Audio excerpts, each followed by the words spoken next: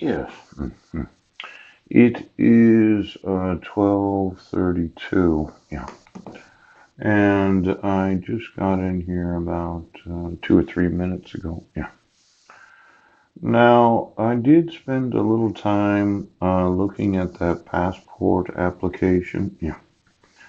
And I downloaded some documents and I thought I'd just kind of look at it for a second. Now, I did email those in law enforcement, the 29 videos that I posted on YouTube. Yeah. And my concern was these intangible powers that we have as citizens of the United States and quite possibly other nations. This application for the passport when we were on Guam, I was the father that actually signed for that. Yeah. Heidi was the mother. And we were married. We'd been married for approximately 10 years. And you remember when I told you when you're traveling or you live someplace else other than Washington State or Clallam County, sometimes you have some sort of incident that requires law enforcement to investigate. Now, you wouldn't think that those from other nations, yes, would actually ever have that type of experience, but I would think for every law in the United States, yes, probably somebody's gotten arrested for them. It's very rare that we actually write laws that are not well, they're not for anybody really. I mean, how many of the laws do we have that state legislatures or Congress, yes, have actually worked on and passed into legislation? Where they weren't laws specifically designed for enforcement. They were just kind of there as, well, let's make up some laws that don't apply to any citizen of this nation or any citizen of any nation. Seemed like a waste of money, wouldn't it, Congress, to sit there discussing the laws that we should pass in the event that there was some sort of crime? Yes, that actually described the reason.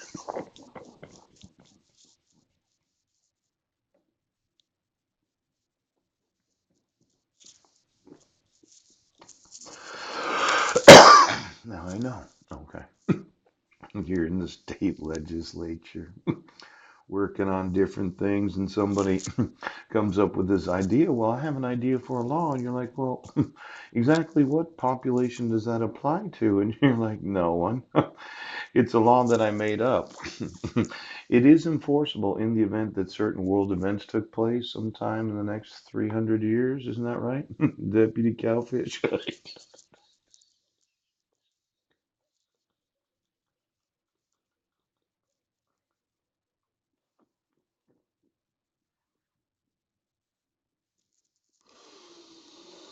I know. I made a little screen print of this blurb that they put on this. I have not since acquired United States citizenship. I was born in the United States, and it's kind of an interesting concept of being a citizen of a nation.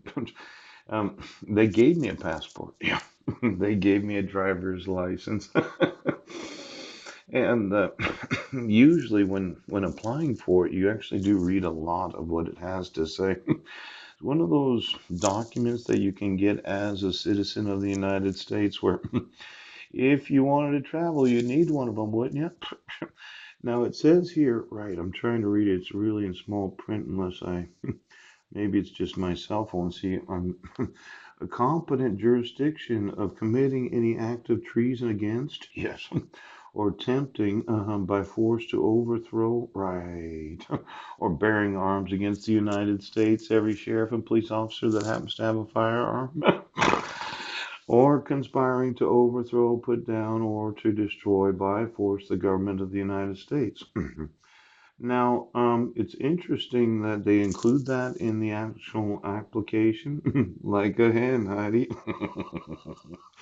A top secret family that says, "Well, I'm going to a mental institution." It's it's always a big surprise those in the judiciary that take away all the power of each and every citizen, and then every state, and they say, "No, we're not making war against the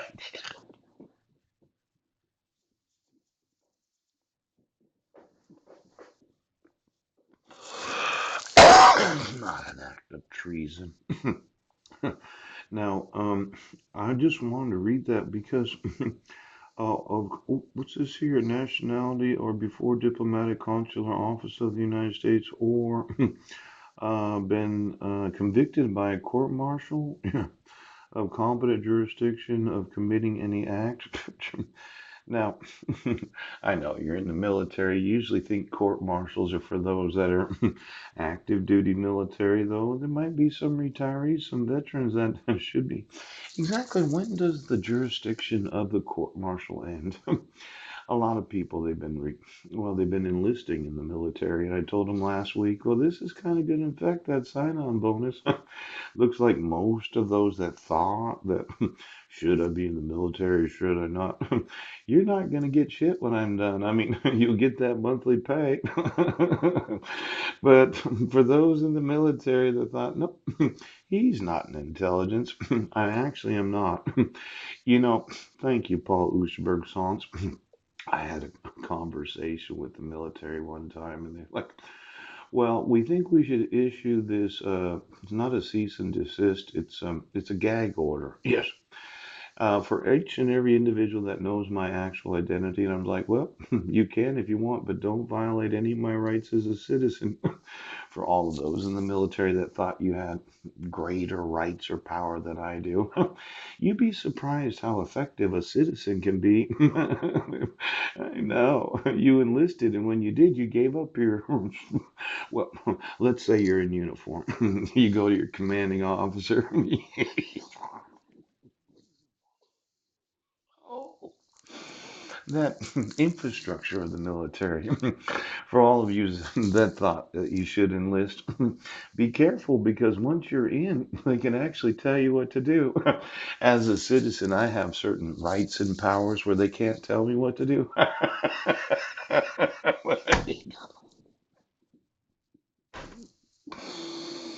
You thought joining the military was such a good idea, didn't you?